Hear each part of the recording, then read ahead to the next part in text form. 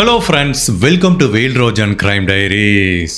நம்ம எவ்வளவோ crime cases பார்த்துருக்கோம். என்னதான் அட்வான்ஸ்டான ஃபாரன்சிக் டெக்னாலஜி யூஸ் பண்ணி DNA, fingerprint, genetic technology அப்படிங்கிற மாதிரி எவ்வளவு லேட்டஸ்டான ஃபாரன்சிக் டெக்னாலஜி யூஸ் பண்ணி ஒரு கிரைமை சால்வ் பண்ணால் கூட ட்ரெடிஷ்னல் இன்வெஸ்டிகேஷன் இருக்குல்ல, அதாவது ஃபாரன்சிக்லாம் வர்றதுக்கு முன்னாடி கிரைம் சீனில் ஒரு தடயம் கிடைக்கும்.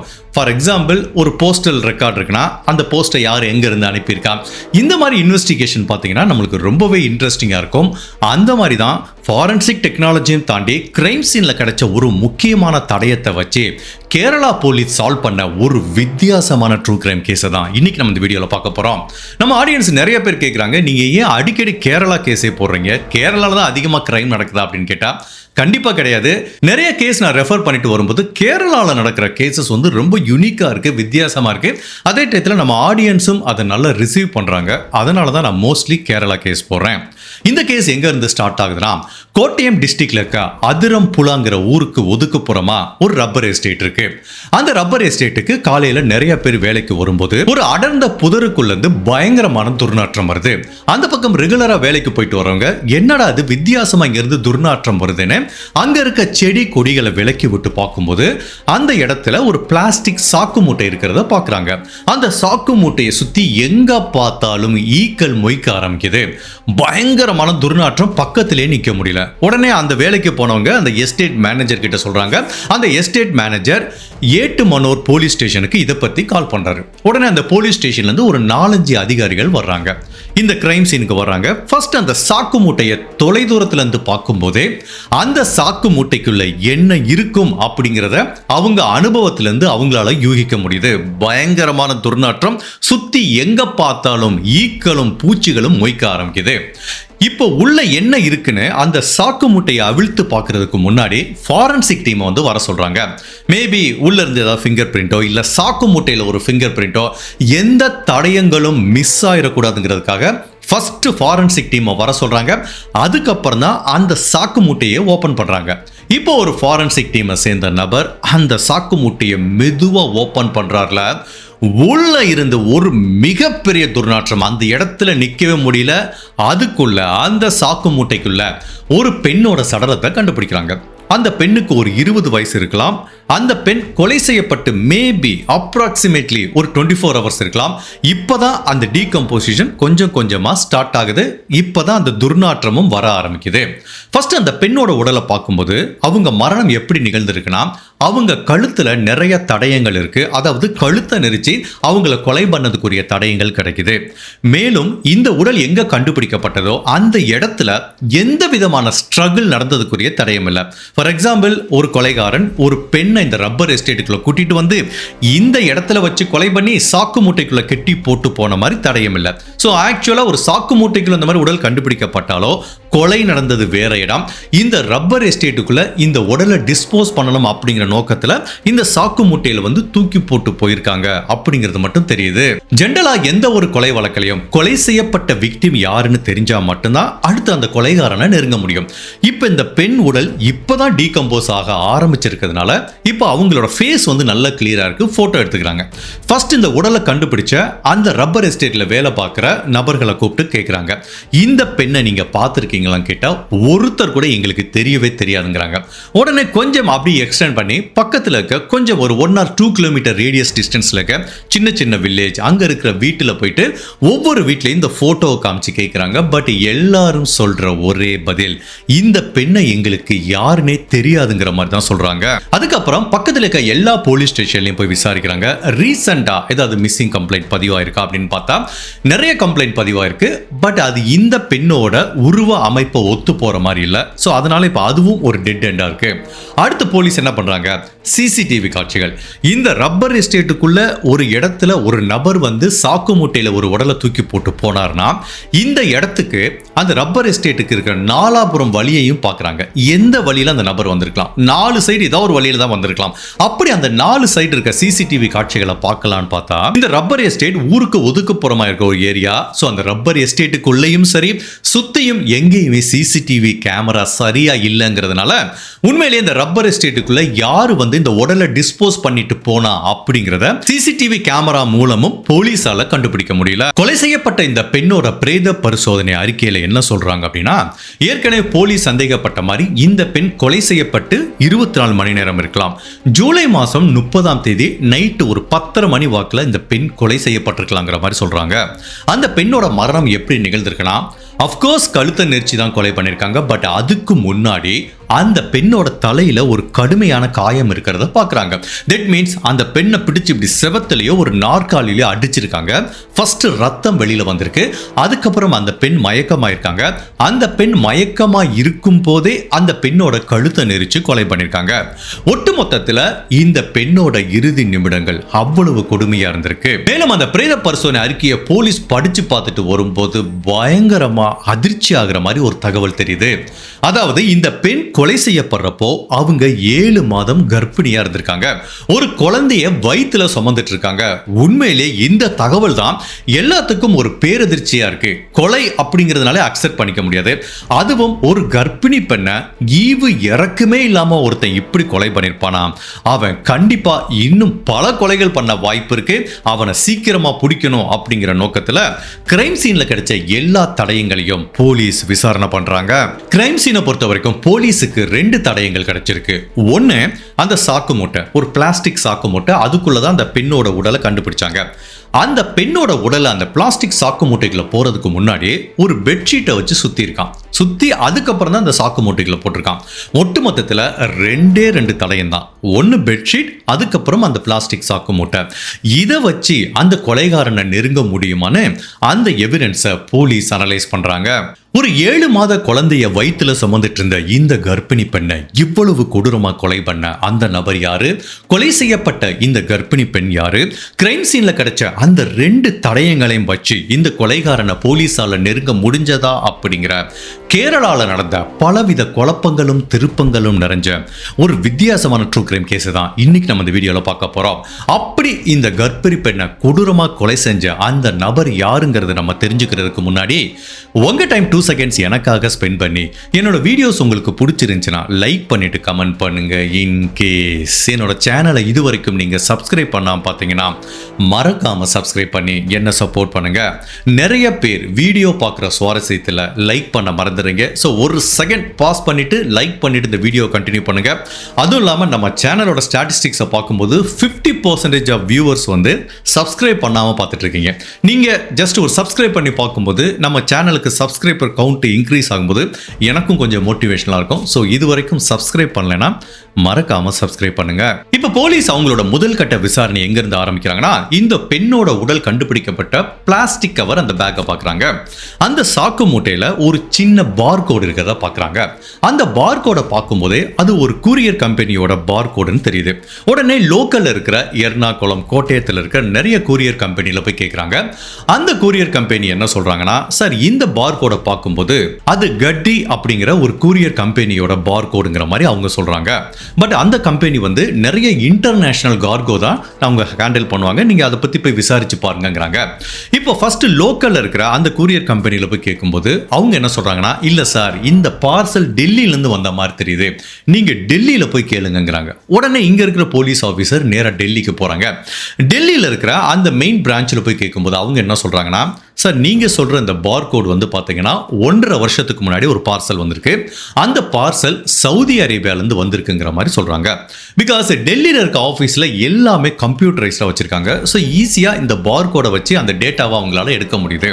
ஆக்சுவலா போலீஸ் என்ன கண்டுபிடிக்க முயற்சி பண்றாங்கன்னா, இந்த பார் கோடை வச்சு இந்த கூரியர் எங்க இருந்து யாருக்கு அனுப்பப்பட்டதுன்னு தெரிய வந்தா அந்த நபர் கொலைகாரனா இருக்கிறதுக்கு வாய்ப்பு இருக்கு. அதுதான் போலீஸ் கண்டுபிடிக்க முயற்சி பண்றாங்க. ஸோ இப்போ அந்த டெல்லியில் இருக்க பிரான்ச் என்ன சொல்றாங்கன்னா, சார் சவுதி அரேபியாலேருந்து டெல்லிக்கு வந்திருக்கு, அதுக்கப்புறம் டெல்லியிலேருந்து மேங்களூருக்கு இந்த பார்சலை நாங்கள் அனுப்பணுங்கிற மாதிரி சொல்றாங்க. இப்போ போலீஸ் மேங்களூருக்கு போறாங்க. பட் மேங்களூர்ல என்ன பிரச்சனை அப்படின்னா, டெல்லியில மட்டும்தான் அந்த கொரியர் ஆஃபீஸ்ல எல்லாமே கம்ப்யூட்டரைஸ்டா இருக்கு. பட் இங்க எல்லாமே இன்னமே மேனுவலா தான் ரிட்டர்ன் பண்ணி எழுதிட்டு இருக்காங்க. அதுவும் 1.5 வருஷத்துக்கு முன்னாடி அனுப்பிச்சின பார்சல் அப்படின்னா அதை ஃபுல்லா எடுத்து தேடி பார்க்கறதுங்கிறது ரொம்ப ரொம்ப கஷ்டம். கொரியர் எம்ப்ளாயி சொல்றாங்க, சார் எங்களுக்கே 1000 வேலை இருக்கு, எங்களால இதை பண்ண முடியாதுங்கிறாங்க. அப்ப போலீஸ் சொல்றாங்க, நீங்க டாக்குமெண்ட்டை கொடுங்க, நாங்க தேடி பார்க்குறோங்கிறாங்க. அப்போ கேரளா போலீஸ் கிட்டத்தட்ட ஒரு 5-6 பேர் காலையிலேருந்து சாயங்காலம் வரைக்கும் தேடும்போது ஃபைனலா 1.5 வருஷத்துக்கு முன்னாடி சவுதி அரேபியாவிலேருந்து டெல்லி வந்து டெல்லியிலேருந்து மேங்களூர் வந்து இந்த பார்சலோட டீட்டெயிலை கண்டுபிடிக்கிறாங்க. அது எங்க போயிருக்குன்னா இந்த மேங்களூர்லேருந்து கோழிக்கோடுக்கு போயிருக்கிறத கண்டுபிடிக்கிறாங்க. சரி, ஓகே, இப்போ அடுத்து கோழிக்கோடுக்கு போவாங்கிறாங்க. ஏற்கனவே மேங்களூர்லேயே கம்ப்யூட்டரைஸ் இல்லாமல் எல்லாம் மேனுவலாக என்ட்ரி போட்டதை கண்டுபிடிக்கிறதுக்கு பெரும்பாடாக இருக்கு. பட் கோழிக்கோடுக்கு போனால் அவங்க என்ன சொல்றாங்க, சார் 1.5 வருஷம் ஆச்சு சார், இந்த ரெக்கார்ட்லாம் எங்கிட்ட இல்லவே இல்லை சார்ங்கிற மாதிரி சொல்றாங்க. இப்போ போலீஸ் இருந்தாலும் நாங்கள் மேங்களூர்ல என்ன பண்ணோமோ அதே தான் உங்க ஆஃபீஸில் பண்றோம், நீங்க எல்லாத்தையும் எங்கிட்ட கொடுத்துருங்க, நாங்க பார்த்துடுறோங்கிற மாதிரி சொல்றாங்க.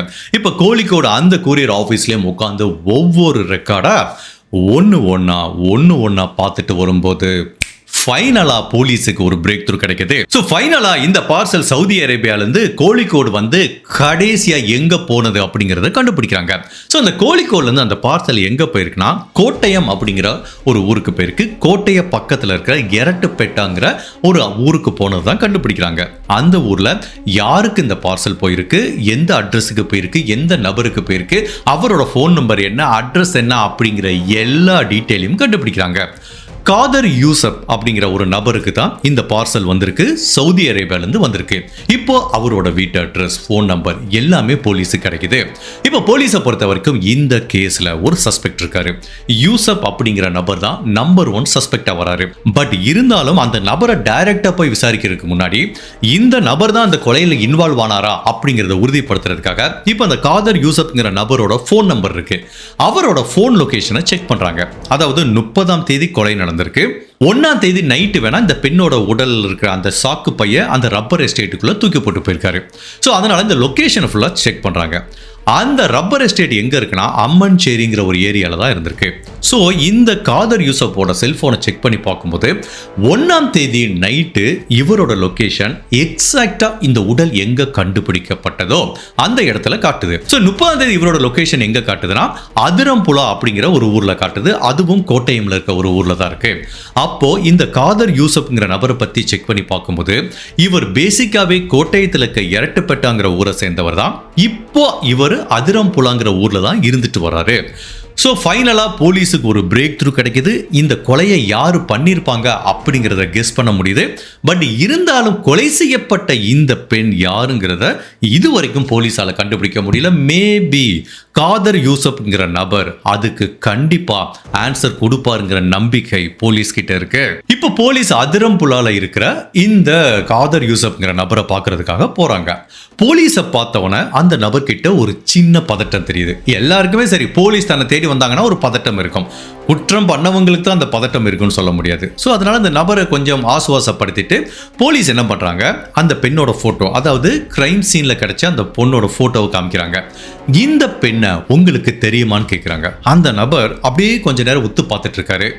ஓ, இது அஸ்வதியில அப்படிங்கிற மாதிரி சொல்றாரு. அப்ப போலீஸ் கேட்கறாங்க, சோ இந்த பெண்ணை உங்களுக்கு தெரியும், இவங்க பேர் அஸ்வதியான்னு கேட்கறாங்க. ஆமா சார், இந்த பெண்ணோட பேர் அஸ்வதி தான்.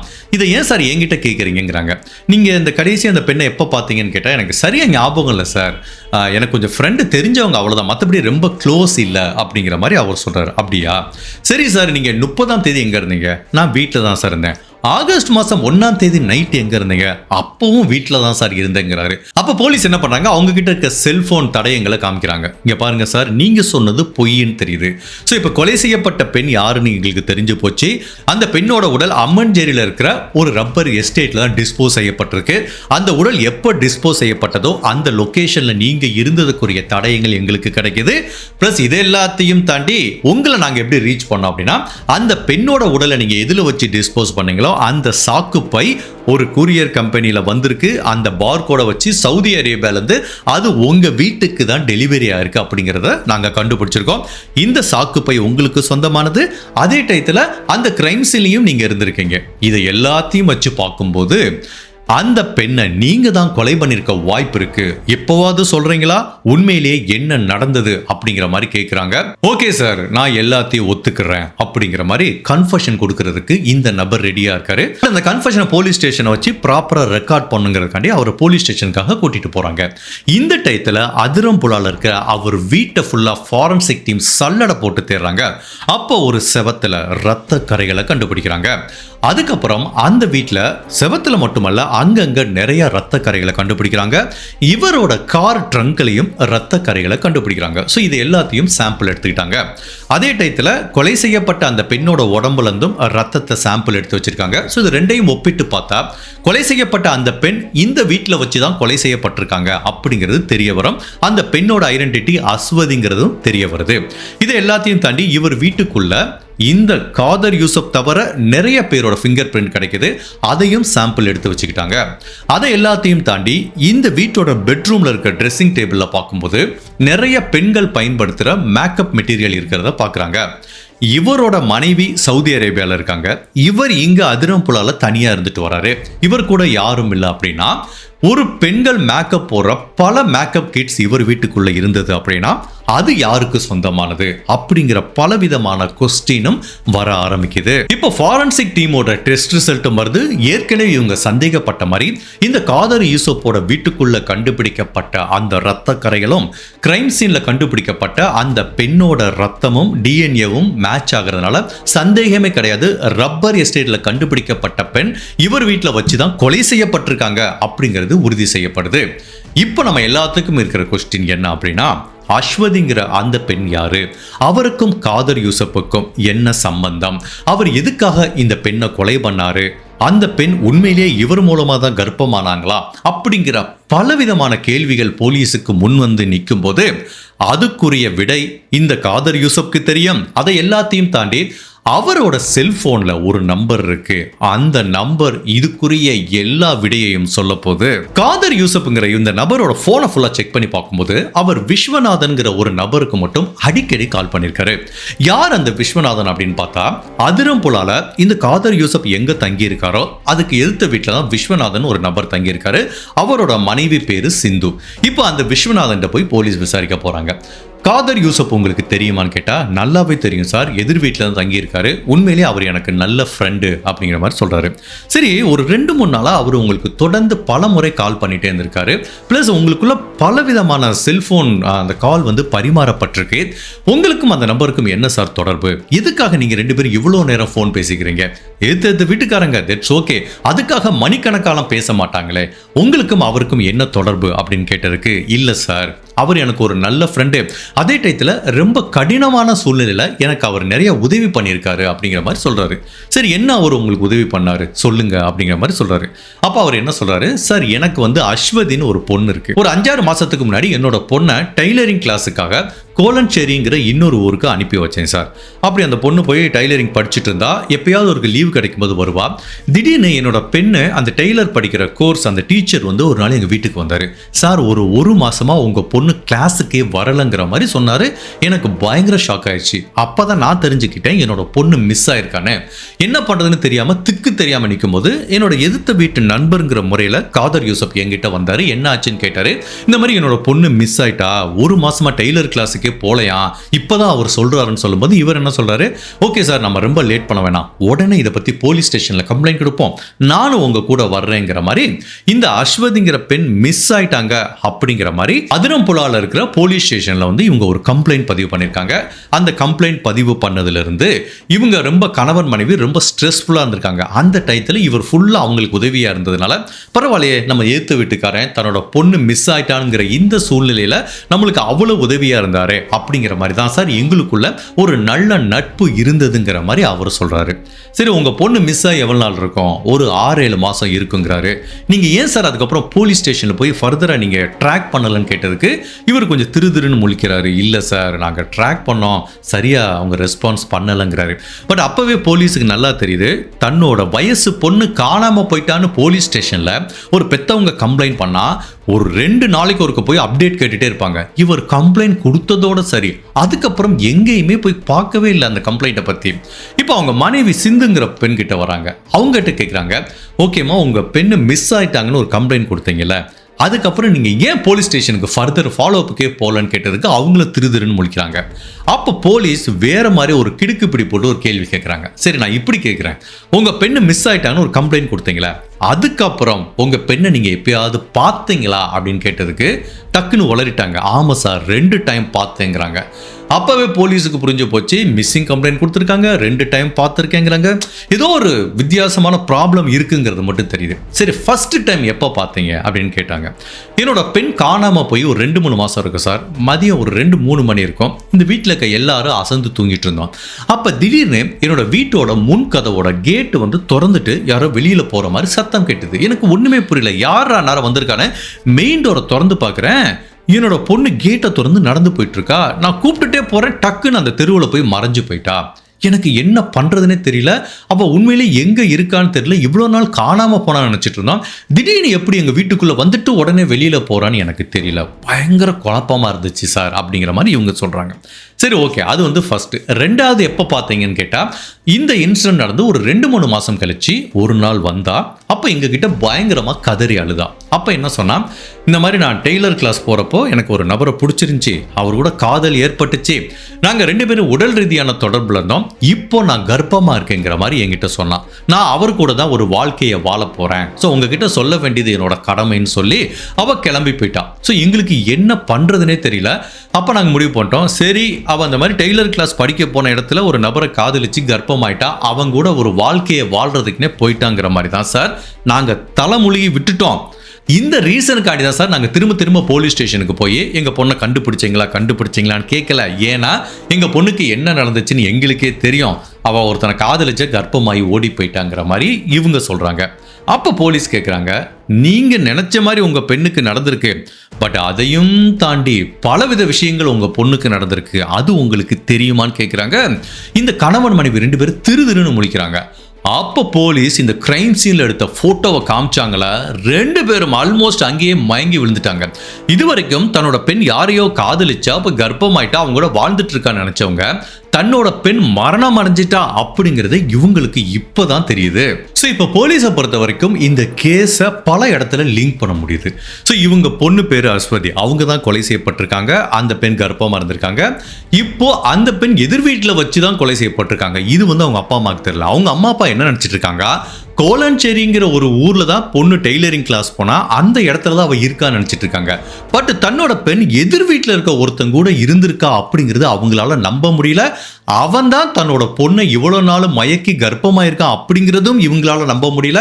தன்னோட பொண்ணு மிஸ் ஆயிட்டான்னு போலீஸ்ல கம்ப்ளைண்ட் பண்ண கொடுத்ததும் ஒரு நபர் தான், தன்னோட பொண்ணை கர்ப்பமாக்குறது ஒரு நபர் தான், தங்களுக்கு தெரியாம தன்னோட பொண்ணை அவனோட வீட்டுக்குள்ள வச்சிருந்ததும் அந்த ஒரே நபர் காதர் யூசப் அப்படிங்கிறது தெரிய வரும்போது உண்மையிலேயே அஸ்வதியோட அம்மா அப்பாவால் நம்ப முடியல.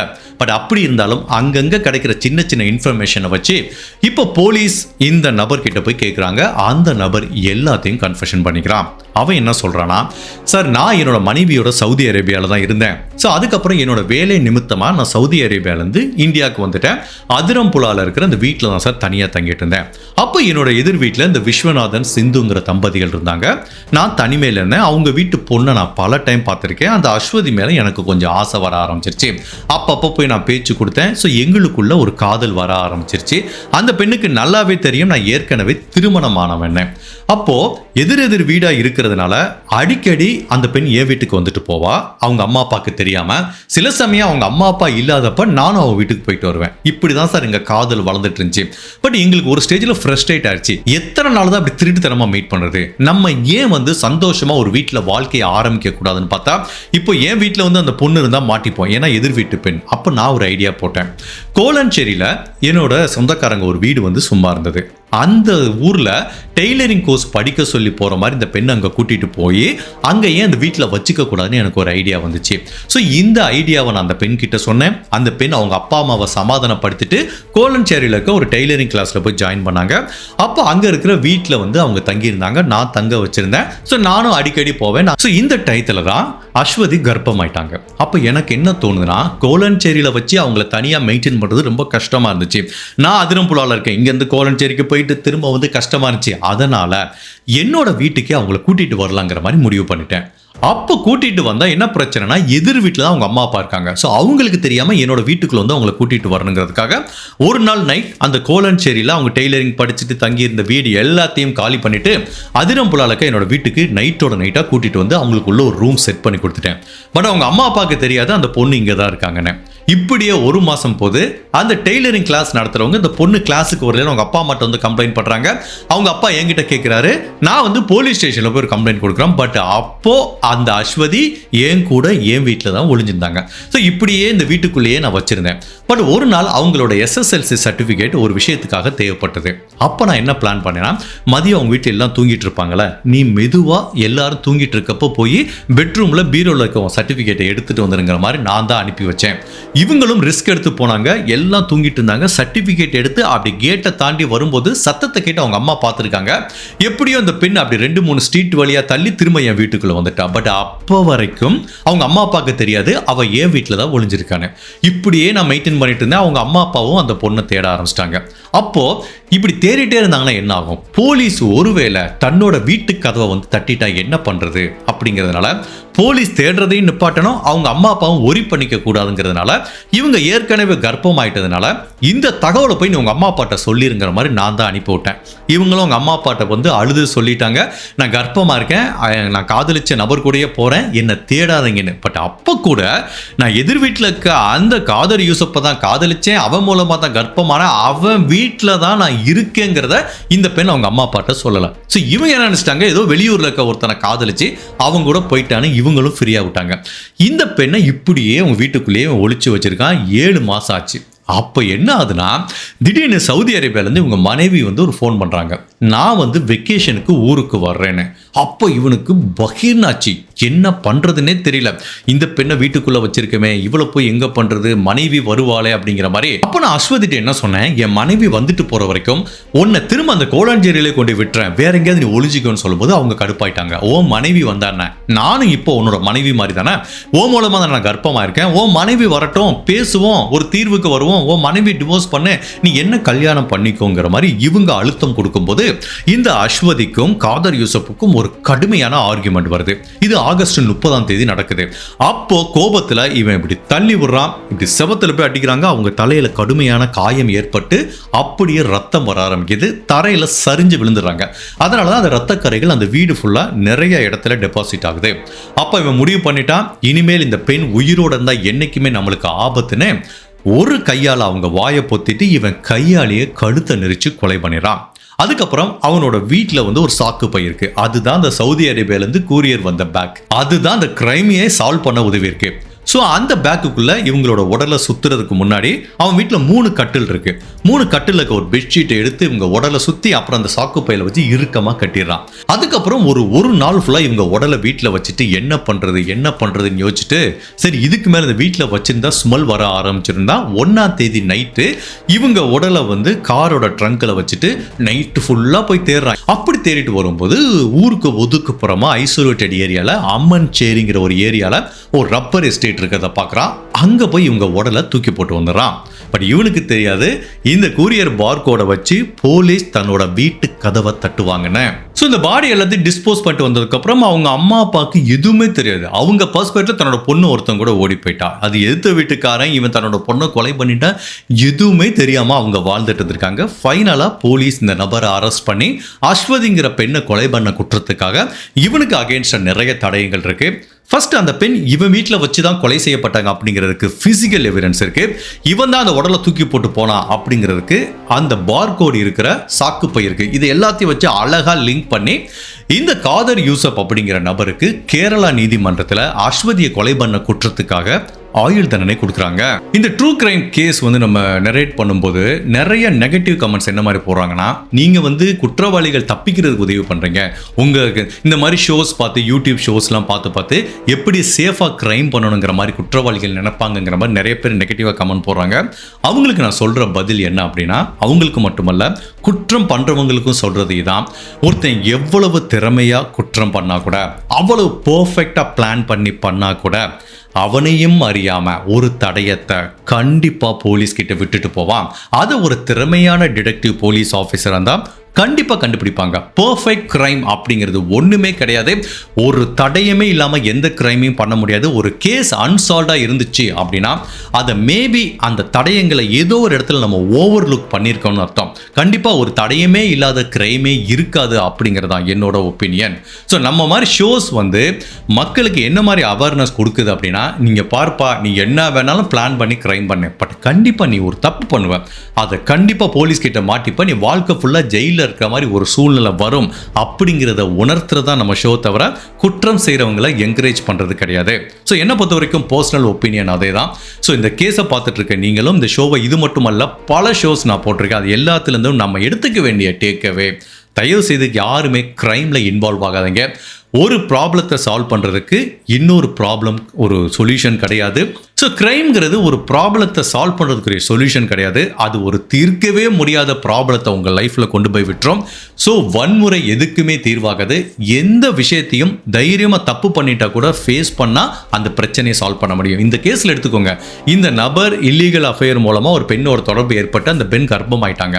இதை எப்படி சால்வ் பண்ணிருக்கலாம்? அவங்க மனைவி வருவாங்க, பேசுவோம், ஓகே என்ன முடிவு பண்ணிக்கோ, ஒன்று அவன் ரெண்டு பத்தியும் வச்சு இருக்கலாம், இல்லை அப்படின்னா அவங்க மனைவி விவகாரத்து பண்ணிட்டு போட்டு இவன் இந்த பொண்ணை திருமணம் பண்ணிருக்கலாம். இந்த மாதிரி ஏதாவது ஒரு சொல்யூஷன் கிடைச்சிருக்கும். அது இல்லாமல் இந்த பெண்ணை கொலை பண்றதா இதுக்கு தீர்வு அப்படின்னு பார்த்தீங்கன்னா, இப்போ என்னாச்சு, காதர் யூசப் கடைசி வரைக்கும் ஜெயிலில் இருக்கிற மாதிரி தான் ஒரு சூழ்நிலை ஏற்படுது. ஸோ எந்த பிரச்சனையும் பேசி தீர்க்கிறதுக்கு ஒரு வழி இருக்குது. சில பிரச்சனைகள் பேசி தீர்க்க முடியலன்னா நம்ம வழியை பார்த்துட்டு போயிடலாம், எனக்கு வேணாம்ப்பா இந்த வாழ்க்கை வேணாங்கிற மாதிரி போயிட்டே இருக்கலாம். அதை விட்டுட்டு இந்த மாதிரி கிரைம்லாம் போய் பண்ணோன்னா இந்த மாதிரி ஏதாவது ஒரு தடயத்தை வச்சு போலீஸ் கண்டுபிடிச்சிருவாங்க. அப்புறம் வாழ்க்கை ஃபுல்லாக ஜெயிலில் இருக்கிற மாதிரி ஒரு சூழ்நிலை ஏற்படும். ஸோ உண்மையிலேயே எவ்வளவோ ஃபாரன்சிக் எவிடன்ஸை வச்சு சால்வ் பண்ணால் கூட இந்த கூரியர் பார்கோடை வச்சு உண்மையிலேயே கேரளா போலீஸ் வேற லெவலில் இந்த கேஸை சால்வ் பண்ணியிருக்காங்க. இந்த கேஸை பற்றி நீங்கள் என்ன நினைக்கிறீங்க? உங்களோட கருத்தை மறக்காமல் இந்த வீடியோவில் பதிவு பண்ணுங்க. இந்த மாதிரி அனதர் கேஸில் உங்களை சந்திக்கிறேன். Till then, stay safe, take care. Bye.